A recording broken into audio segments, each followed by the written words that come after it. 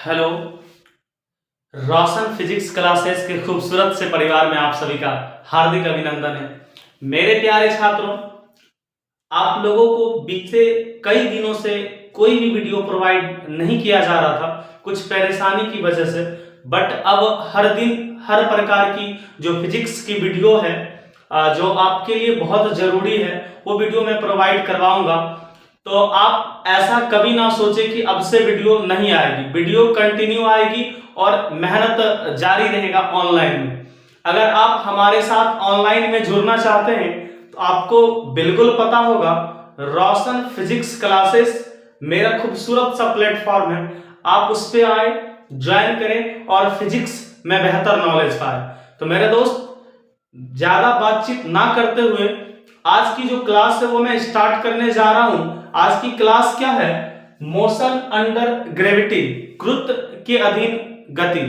क्या होती है गुरुत्व के अधीन वस्तु, कैसे गुरुत्व के अधीन गति करती है वस्तु, तो उसके बारे में मैं बताता हूं। गुरुत्व के अधीन वस्तु कैसे गति करती है? या तो हम वस्तु को ऊपर से नीचे छोड़ देते हैं या किसी वस्तु को ऊपर फेंकते हैं, ये गुरुत्व के अधीन गति करता है। क्योंकि हमें पता है कि पृथ्वी के पास गुरुत्वाकर्षण बल होता है और उस बल के कारण एक त्वरण उत्पन्न होता है जिसे हम बोलते हैं गुरुत्वीय त्वरण। उसका मान लगभग 9.8 मीटर पर सेकेंड स्क्वायर होता है, जिसको हम बोलते हैं स्मॉल जी, यानी g इक्वल टू 9.8 मीटर पर सेकेंड स्क्वायर। तो क्या होता है, इसका गति के समीकरण को इससे कैसे परिवर्तन किया जाता है, अगर आज आप ये पढ़ते हैं तो आपको निश्चित तौर पे बेहतर न्यूमेरिकल आपको काम आएगी। अगर आप रेलवे के बच्चे हैं तो मेरे दोस्त भूलिएगा मत, क्योंकि रेलवे के लिए रामबाण हो सकती है। आरपीएफ का अगर स्टूडेंट है तो आप बिल्कुल भी नहीं भूलिएगा। तो मेरे दोस्त आइए समझते हैं क्या होता है मोशन अंडर ग्रेविटी। देखिए, अगर हम ये हमारे पास कोई वस्तु है, हमारे पास ये कोई वस्तु है, या तो हम इस वस्तु को नीचे गिरा सकते हैं, ठीक, या किसी वस्तु को हम ऊपर फेंक सकते हैं। तो ये जो है, ये हमारे पास, ये मान लीजिए ये बॉडी है, ठीक है, ये बॉडी है और मेरे पास एक बॉडी ये है। हमने क्या किया, फर्स्ट केस में एक वस्तु को मैंने ऊपर से नीचे गिरा दिया, सेकेंड केस में क्या किया, हमने एक वस्तु को ऊपर फेंका। तो ये गुरुत्व के अधीन गति कहलाता है। पहले आपको पता होगा कि हम गति के 3 समीकरण पढ़े। पहला क्या, v बराबर u प्लस AT, v बराबर u प्लस AT। दूसरा s बराबर ut plus half AT square. तीसरा v स्क्वायर बराबर u स्क्वायर प्लस 2as। यानी हमने गति का 3 समीकरण पढ़ा था, आपको पता है। पहला समीकरण पढ़ा था v बराबर u प्लस AT, दूसरा पढ़ा था s बराबर ut plus half AT square, और तीसरा समीकरण पढ़ा था v स्क्वायर बराबर u स्क्वायर प्लस 2as। अब गुरुत्व के अधीन जब वस्तु गति करेगी, ये सारा 1 डायमेंशनल मोशन का पार्ट है। अभी हम क्या पढ़ रहे हैं, 1 डायमेंशनल मोशन। तो अब जब वस्तु गुरुत्व के अधीन करेगी तो इसमें क्या क्या चेंजिंग होगा वो मैं बताता हूं। मेरे दोस्त, इसमें होगा क्या, आप ये पहले जान लो। देखो, जहां जहां A है वहां हम डालेंगे G। क्या डालेंगे, जहां A है वहां हम डालेंगे G, और जहां S है वहां डालेंगे H। अब सवाल यहां आता है कि अगर हम किसी वस्तु को नीचे फेंकते हैं, यहां ध्यान दीजिएगा, हम केस 2 बताते हैं। अगर किसी वस्तु को नीचे फेंका जाता, ऊपर से नीचे, तो ऊपर से नीचे फेंकने पर, यानी किसी वस्तु को हम ऊपर से नीचे फेंकते हैं तो क्या होगा, यानी पॉजिटिव होगा। क्या होगा, पॉजिटिव। ध्यान दीजिएगा, अगर हम किसी वस्तु को ऊपर से नीचे फेंकते हैं तो पॉजिटिव होगा। यहां जहां है पॉजिटिव, तो है पॉजिटिव होगा। और दूसरा कंडीशन हम आपको बताते हैं, अगर किसी वस्तु को हम नीचे से ऊपर फेंकते हैं, यानी गुरुत्व के विपरीत, पृथ्वी के पास गुरुत्व है, गुरुत्व के हम विपरीत फेंकते हैं, हम ऊपर की ओर फेंकते हैं, नेगेटिव होगा। यानी जब नीचे से कहां फेंका जाता है, नीचे से ऊपर फेंका जाता है, नीचे से ऊपर फेंकने पर क्या होगा, नेगेटिव होगा। 2 बात बहुत अच्छे से बारीकी से आप समझिएगा कि जब किसी वस्तु को ऊपर से नीचे गिराया जाता है तो जहां जहां यानी गति के समीकरण में प्लस है वहां प्लस रहे। अगर जब किसी वस्तु को हम नीचे से ऊपर फेंकते हैं तो जहां जहां प्लस है वहां माइनस होगा। तो मैं कंबाइन करके एक बेहतरीन चार्ट बना रहा हूं, आप उसको ध्यान से सुनिएगा। क्या है चार्ट? देखिए यहां पहला है तो गुरुत्व के अधीन में आप पहला ध्यान दीजिएगा, v के जगह v ही रहेगा, u के जगह u और प्लस माइनस हम ले रहे। प्लस माइनस, प्लस आप कब समझिएगा? जब वस्तु नीचे गिर रहा हो। आप माइनस कब समझिएगा? एक ही में हम कंबाइन कर दे। आप माइनस कब समझिएगा? जब वस्तु कहां फेंका जाता? ऊपर फेंका जाता। तो जहां A है वहां मैंने क्या बोला? जहां A है वहां पे आप G पुट कीजिएगा और जहां S है वहां पे H पुट कर लीजिएगा। तो मतलब G और T हो गया, हमारा पहला हो गया मोशन अंडर ग्रेविटी का हमारा पहला फॉर्मूला V बराबर U plus minus JT। Clear है? दूसरा आप देख लीजिए, दूसरा जहां S है वहां हम H डालेंगे, तो H बराबर UT प्लस माइनस हाफ और A के जगह G और T स्क्वायर। यानी हमारा दूसरा समीकरण क्या बन गया? दूसरा समीकरण हमारा बन गया H बराबर UT plus minus half GT square. उसी तरीके से आप तीसरा समीकरण बना लीजिए। तीसरा समीकरण क्या बनाइएगा? B स्क्वायर बराबर U स्क्वायर और प्लस माइनस आपको लेना है ना, और 2G के जगह A के जगह आप G ले लीजिए, G और S के जगह H, GH। यानी मोशन अंडर ग्रेविटी के सारे चीजें हमने बताया था। मोशन अंडर ग्रेविटी का क्या मतलब? जब किसी वस्तु को गुरुत्व के अधीन, मतलब गुरुत्व के अधीन का क्या मतलब? या तो वस्तु को नीचे से ऊपर फेंक देंगे सीधी रेखा में, या किसी वस्तु को ऊपर से नीचे फेंक देंगे, ये कंडीशन होता था। हमने गति का 3 समीकरण पढ़ा था। ये तीनों समीकरण को गुरुत्व के अधीन के द्वारा हमने बैठा दिया, इसका मान जो होता है पुट कर दिया। आगे जो हम पढ़ेंगे वह है मोशन इन 2 डायमेंशनल, 2 विमीय गति। रेलवे वाले मेरे दोस्त याद रखिएगा 3 सवाल अभी जो मैं बताने जा रहा हूं 2 डायमेंशनल मोशन, गौर कीजिएगा। 3 सवाल आपके रेलवे आरपीएफ में शानदार न्यूमेरिकल आता है, इस बात को आप ध्यान दीजिएगा।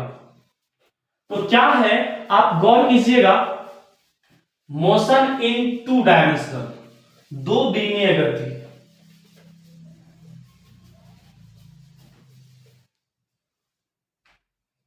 मोशन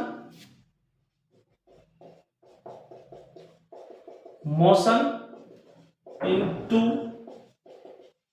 डायमेंशनल, 2 विमीय गति, 2 विमीय गति। क्या मैंने क्या लिखा है? मोशन इन 2 डायमेंशनल, 2 विमीय गति। 2 विमीय गति होता क्या मेरे दोस्त? आइए समझते हैं। आपने कभी भाला फेंका है या कोई ढेला फेंका है?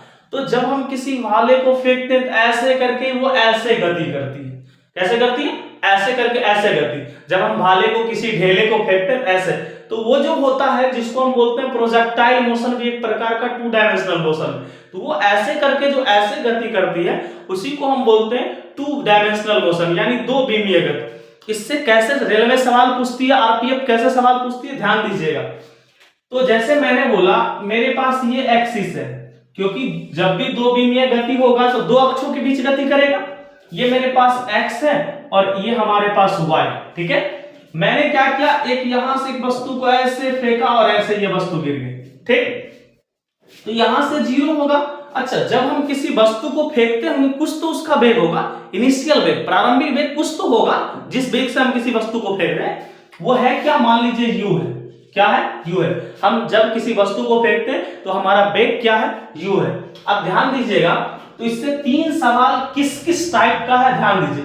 पहला पूछता है जैसे हमने इस वस्तु को फेंका है ऐसे करके इसको, यानी जिसको हम बोलते हैं वक्र पथ, यानी प्रोजेक्टाइल मोशन करती है। इसमें होगा क्या? पहला सवाल होगा यहां से यहां आने में कुल समय, यानी टोटल टाइम, कुल समय, ऐसा पूछ सकता है, जिसको शॉर्ट में बोलते हैं टी बराबर। दूसरा क्वेश्चन न्यूमेरिकल पूछ सकता है कुल ऊंचाई, क्या पूछ सकता है? टोटल हाइट, यानी कुल ऊंचाई जिसको हम बोलेंगे h, वो क्या होगा, सबका फॉर्मूला बताएंगे और इस पर न्यूमेरिकल शानदार बनेगा, ध्यान दीजिए। और तीसरा होगा रेंज, यहां से यहां कितना दूरी तय किया, क्षैतिज परास, हॉरिजॉन्टल रेंज, क्या होगा, हॉरिजॉन्टल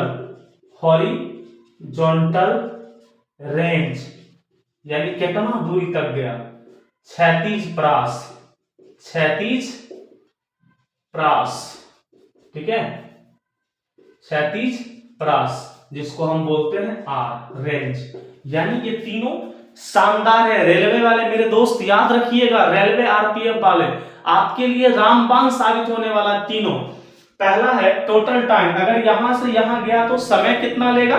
अच्छा, ये तो यहां से कुछ फेंका जाता थीटा, कुछ तो कौन बनाएगा, तो यहां पे होगा 2u sin थीटा अपॉन जी। पहला क्या हो जाएगा, यानी टोटल टाइम का फॉर्मूला क्या हो जाएगा, 2u sin थीटा अपॉन जी। दूसरा क्या होगा, u square sin square theta upon 2g, ठीक है, u स्क्वायर यानी टोटल हाइट क्या होगा, u square sin square theta upon 2g।